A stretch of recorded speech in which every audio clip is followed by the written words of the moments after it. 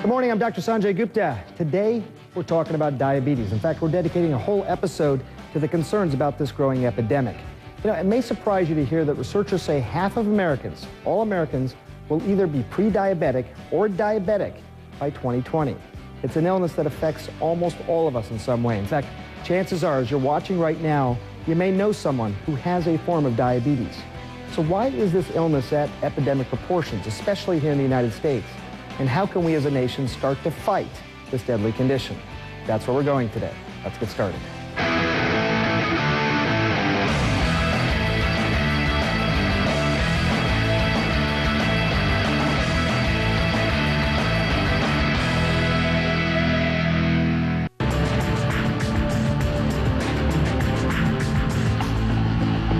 Welcome back to SGMD. Today we're focusing on diabetes, as you know. At the beginning of our program, we profiled Robert Howard and Jonathan Legg, two men who had both been diagnosed with type 2 diabetes. One refused to take medication. The other refused to accept the fact that he had diabetes for some time. But now both are doing well. So the question is, how did they turn their lives around? Let's take a look. After Robert Howard was diagnosed with diabetes, it took him a while to admit he had to change his lifestyle. An avid runner, Howard couldn't figure out how he'd become a diabetic. Athletic all my life, high school, in the military, in college. But once he realized his poor eating habits and his family history led to the condition, he got serious.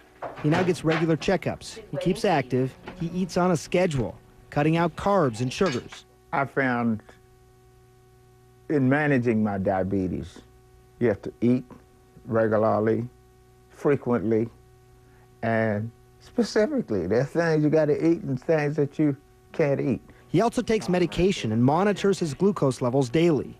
His doctor says he's doing very well. With some further diabetes self-management education, he's now doing really well on just 2 pills. As for Jonathan Legg, after being diagnosed with type 2 diabetes, he wanted to avoid medication. So he went back to running. He cut out the beer he loved so much, started eating a low-carb diet, and he dropped 40 pounds. I enjoy what I eat, but I just sort of, one, basically educated myself by reading the carbs. 2, I met with a couple nutritionalists, and they really helped me kind of build a core game plan. Cut out significant amounts of sugar in his diet, really changed how he ate, increased fiber, increased protein, cut back on alcohol, which is really a sugar. Since his diagnosis, Legg has turned his life around. His sugar levels are normal, and technically, he's no longer a diabetic. His doctor notes he's an exception. I told him, as encouraged as I was and proud and pleased, he's got to keep up those lifestyle habits for things to stay in the right direction. The story of 2 men, Jonathan Legg, Robert Howard, who dealt with their diabetes in different ways, made some changes, and are now living healthier lives. You know, it's obvious that the diabetes problem in the United States is not going to be solved overnight, but people are working on it. In fact, right now the CDC is looking at a new program that brings diabetes experts to urban neighborhoods where they can try and catch pre-diabetics before they ever develop the disease.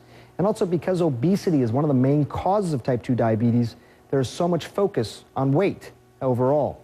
And you may have seen this already, but there's a new federal law out there requiring restaurant chains to start listing calories on their menus. We're going to see if that makes a difference.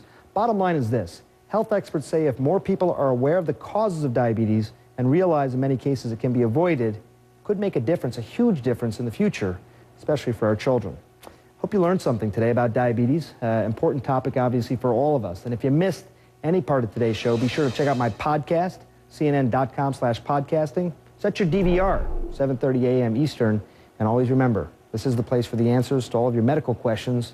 Thanks for watching.